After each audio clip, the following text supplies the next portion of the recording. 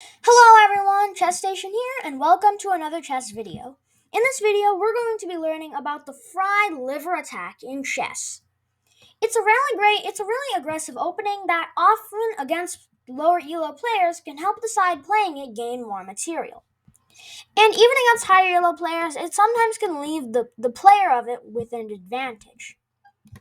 So are you ready to become a master at the fried liver attack? Well, be sure to watch till the end and subscribe.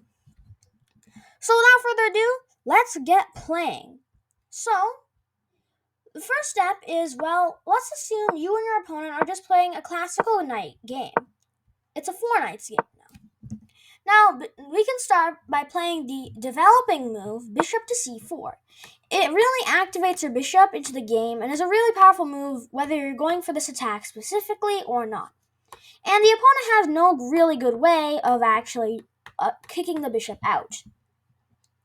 So this is a really strong move for white, in general. Now let's assume black just plays a classic defensive move like protecting the e-pawn with g6.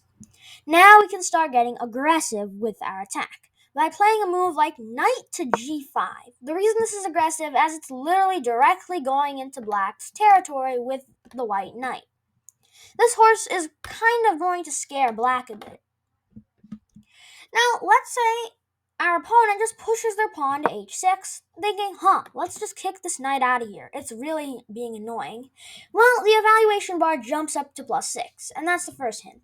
Because after knight takes f7, black is in some big trouble. See, in chess terms, this is a fork. The knight is attacking both the queen and the rook. Now, your first impression of this may be, why can't the king just take the knight? That's a blunder. Duh. Well, you can't, because the bishop is actually defending the knight. So if the king did that, the king would still be in danger due to the bishop, which isn't allowed. So whatever black does, they're going to end up losing the king, queen, or the rook.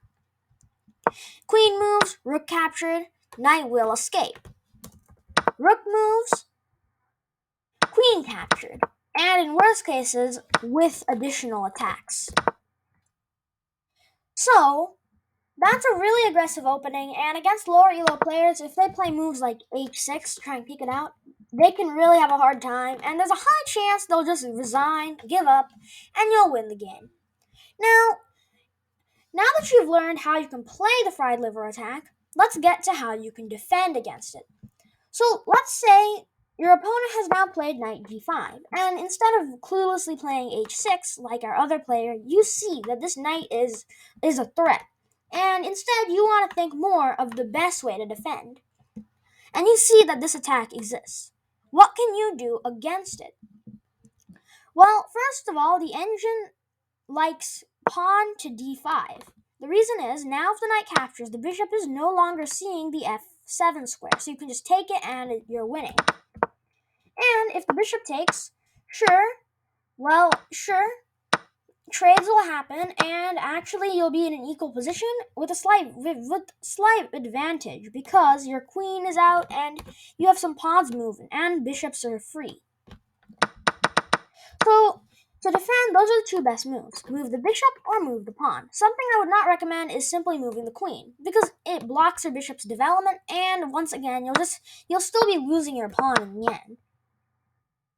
If you move the rook, that's even worse because now, if you move the rook here, bonus, white can do bishop takes f7, and now again we have a double attack of the king and rook, and now once again, for the same reason, we can't capture and the rook is lost.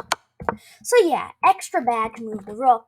So moving a queen and rook is probably not the best idea. So once again, move the bishop or move the pawn to defend the fried liver attack. Now back to white again. What are you supposed to do to continue the game if your opponent defends your attack? Let's say with the top engine move, pawn to d5. First thing to remember, keep your active pieces alive. This bishop is more important than your other opponent's pieces.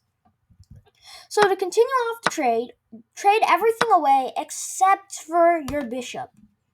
Now the queen can't capture it again, and let's say they get a bit, greedy and they capture the knight. Well, boom, boom, boom.